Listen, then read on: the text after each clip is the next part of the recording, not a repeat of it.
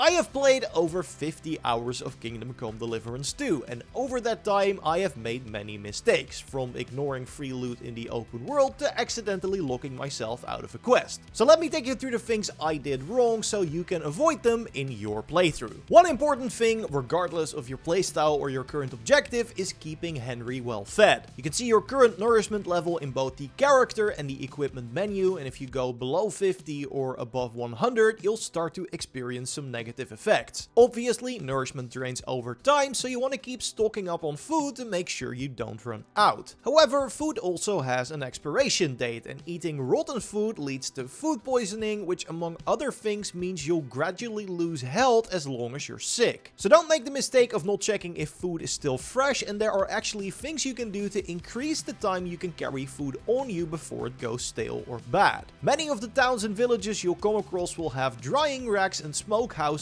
that are free for anyone to use. Both improve the qualities of your food items, but as a general rule of thumb, smoking it improves the nourishment value of an item, whereas drying it removes the expiration date. Definitely use these as often as you can if you want to be as efficient with your food as possible, and if you plan to keep any fresh ingredients on you, make sure to eat those before your dried and smoked goods, as those will expire much later. On a similar note, you want to make sure that you get enough sleep, not only because Henry needs his rest, but also because it is one of the ways in which the game allows you to make a save. Your alternative to this are the returning savior snaps potions, and while you immediately get the alchemy recipe to brew your own, don't make the mistake of using these whenever you want to make a save. Instead, only use your snaps right before doing something important, like picking a lock or before an important fight, because if you fail, you return right before starting the activity. For just saving your progress in general, you want to use a bed instead. There are multiple free beds you can easily unlock in the starting region, and since traveling back to one of those usually doesn't take that long, you can use these to make a save without using resources. As soon as you unlock the wedding quest as part of the main story, you'll be informed that the miller and the blacksmith might be of use to help you progress. Both gentlemen have a lengthy quest before they'll take you to the party, but simply talking to them and starting their quest will have both of them offer up a bed that you can use for free and as much as you'd like. These beds also come with a personal chest that you can use to stash away anything you don't currently need, and the inventory is shared across all locations. A third bed is available once you make your way back to the hut of the old lady from the start of the game, over here on the map, and then a fourth bed can be unlocked by completing the lackey quest that starts over here on the map.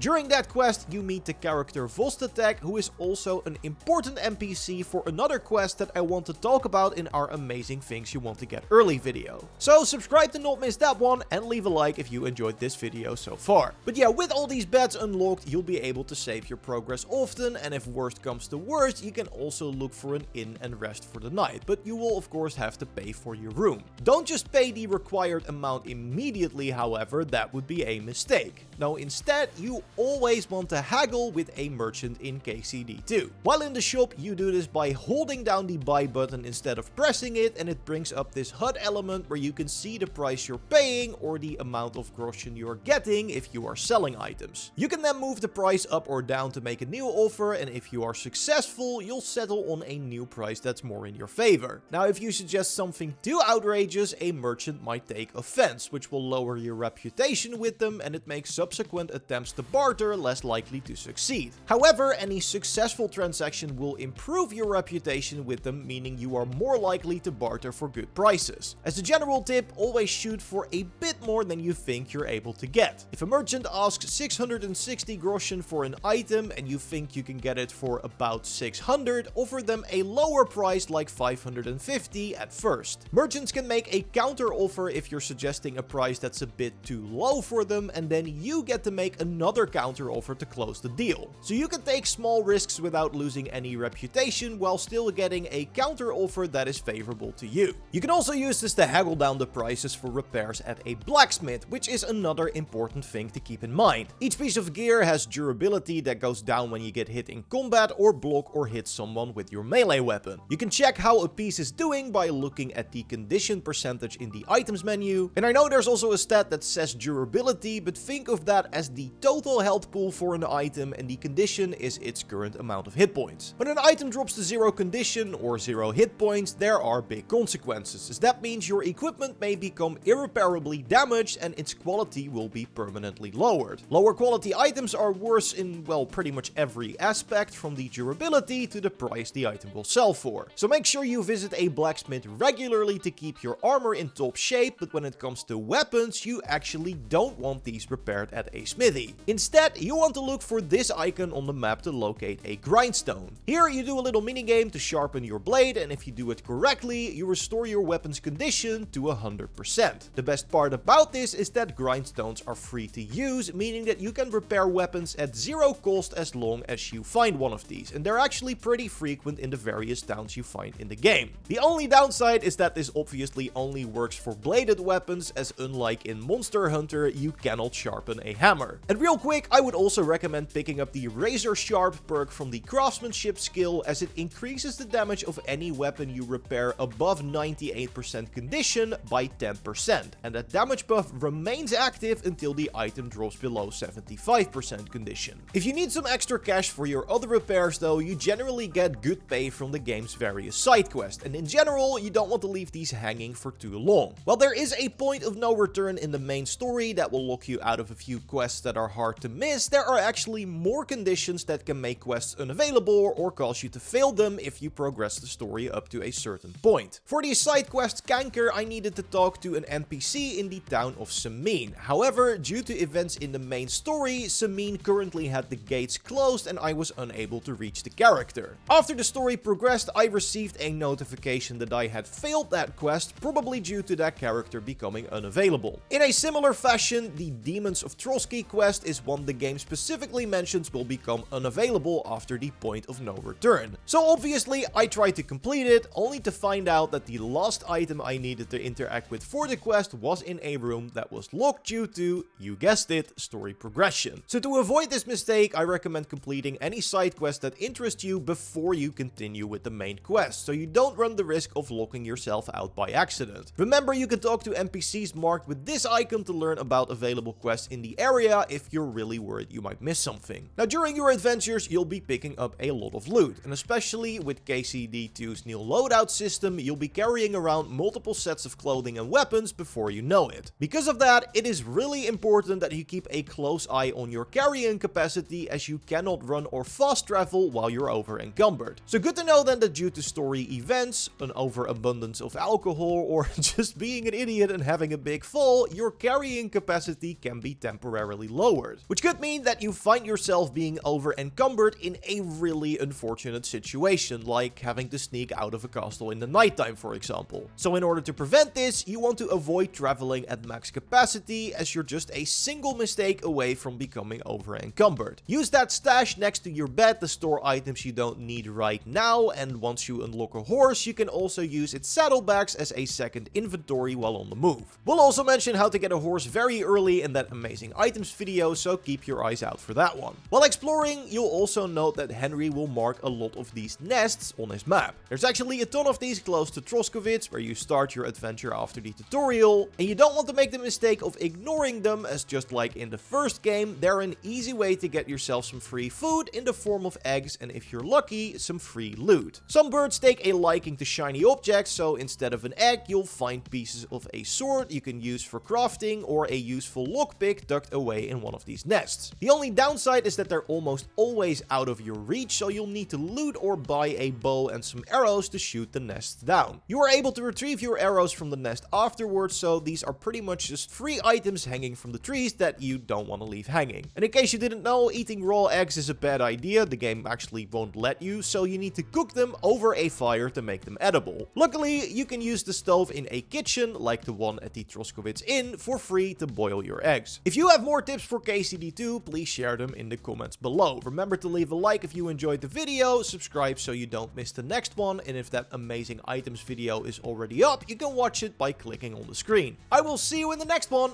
Goodbye.